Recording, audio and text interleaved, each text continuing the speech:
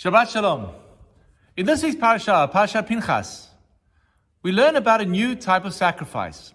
This was known as the Korban Musaf, the additional sacrifice.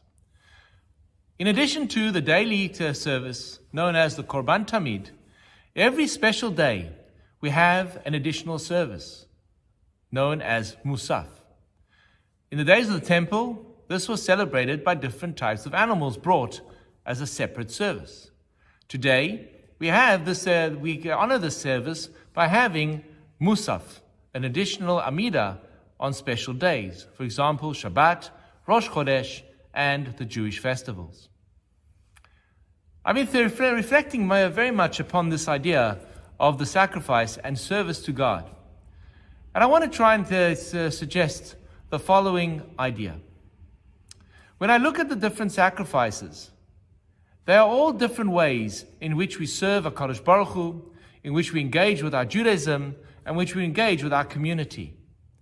And thus, instead of looking at the sacrifices, I'm going to look at different types of Jews. And I'm going to ask you the question, what type of Jew are you?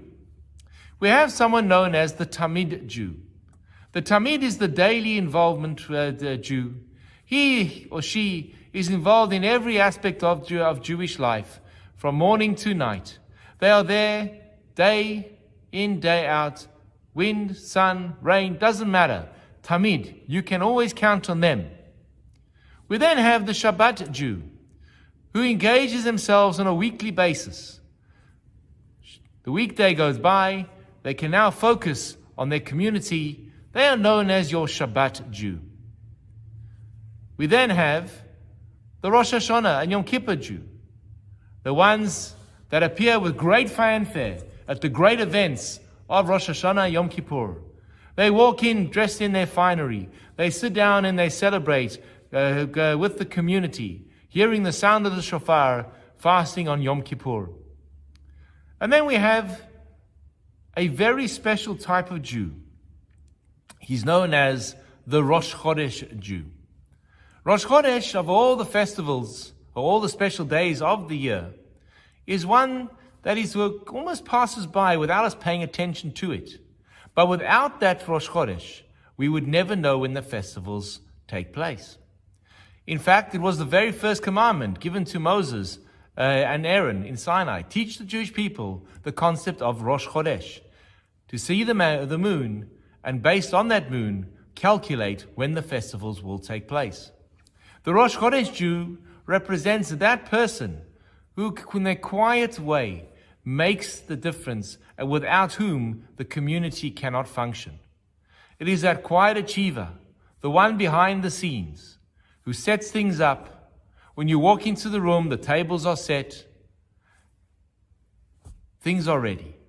And when you ask who was the one who organized it, invariably it is that Rosh Chodesh Jew. That one who quietly gets on with it to ensure that the community can function, that the event can take place, never asking for fanfare, enjoying the event and seeing the faces on the community. And thus, when it comes to our community, I'd like to ask you the question, what type of Jew are you? Are you my Tamid Jew, my Shabbat Jew, my Rosh Hashanah Yom Kippur Jew, or are you the Rosh Chodesh Jew? Much to think about for this week. Shabbat Shalom.